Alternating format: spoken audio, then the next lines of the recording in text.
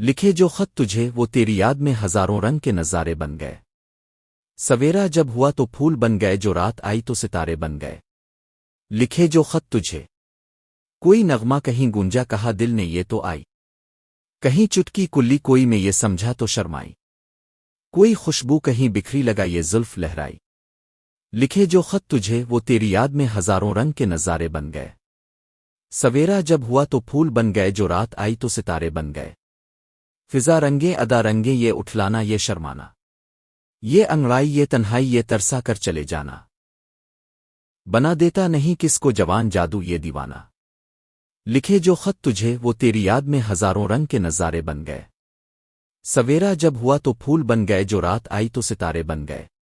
لکھے جو خط تجھے جہاں تو ہے وہاں میں ہوں، میرے دل کی تو دھڑکن ہے، مسافر میں تو منزل ہے، میں پیاسا ہوں تو ساون ہے، میری دنیا یہ نظریں ہیں، میری جنت یہ دامن ہے۔ لکھے جو خط تجھے وہ تیری یاد میں ہزاروں رنگ کے نظارے بن گئے۔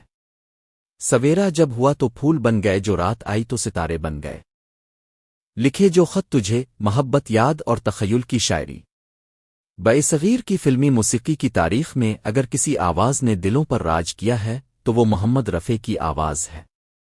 ان کی گائیکی میں سادگی بھی ہے، گہرائی بھی، درد بھی اور سرور بھی۔ فلم کانچ کی گڑیا 1961 کا یہ گیت او لکھے جو خط تجھے انہی خصوصیات کا حسین امتزاج ہے۔ یہ محض ایک فلمی نغمہ نہیں بلکہ محبت کے جذبات، یاد کی لطافت اور تخیل کی رنگینی کا شاہکار ہے۔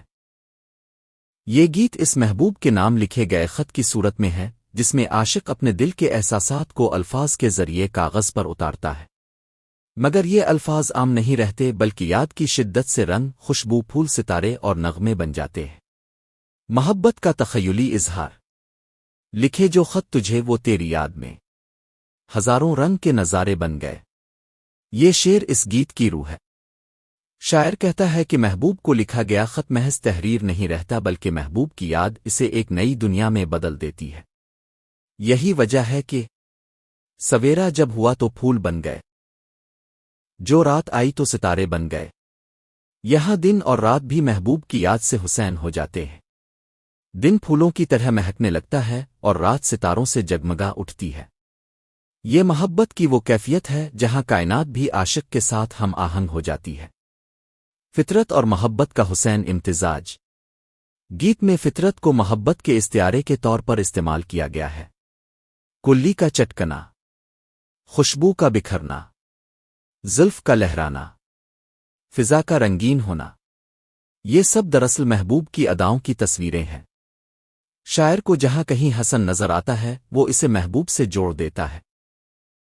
یہی وجہ ہے کہ ہر خوشبو زلف لگتی ہے اور ہر نغمہ محبوب کی آواز۔ جوانی اور عشق کا جادو۔ بنا دیتا نہیں کس کو جوان جادو یہ دیوانہ۔ یہ مصرع عشق کی طاقت کو بیان کرتا ہے۔ محبت عمر نہیں دیکھتی، یہ دل کو جوان کر دیتی ہے۔ یہ دیوانہ پن ہی تو ہے جو انسان کو خواب دیکھنا، محسوس کرنا اور جینا سکھاتا ہے۔ محبوب ہی کائنات ہے۔ گیت کے آخری حصے میں محبت اپنی انتہا کو پہنچتی ہے۔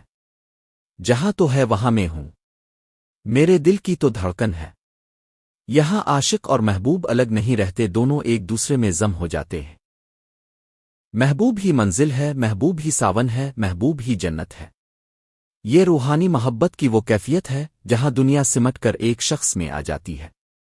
محمد رفیع کی آواز کا کمال۔ اس گیت کو امر بنانے میں محمد رفیع کی آواز کا کردار ناقابل فراموش ہے۔ ان کی آواز میں نرمی ہے، خلوص ہے، درد بھی ہے اور خوشی بھی۔ وہ ہر لفظ کو یوں ادا کرتے ہیں جیسے خود خط لکھ رہے ہوں۔ یہی وجہ ہے کہ سننے والا صرف سنتا نہیں، محسوس بھی کرتا ہے۔ لکھے جو خط تجھے اردو اور ہندی فلمی موسیقی کا وہ گیت ہے جو وقت گزرنے کے ساتھ پرانا نہیں ہوتا بلکہ اور زیادہ قیمتی ہو جاتا ہے۔ یہ گیت ہمیں سکھاتا ہے کہ سچی محبت لفظوں کی محتاج نہیں، مگر جب لفظ مل جائیں تو وہ نظارے، خوشبو، ستارے اور نغمے بن جاتے ہیں۔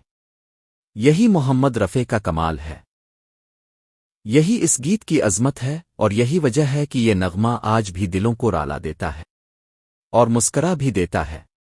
ناظرین، چینل کو سبسکرائب کریں، دوستوں میں شیئر کریں، شکریہ۔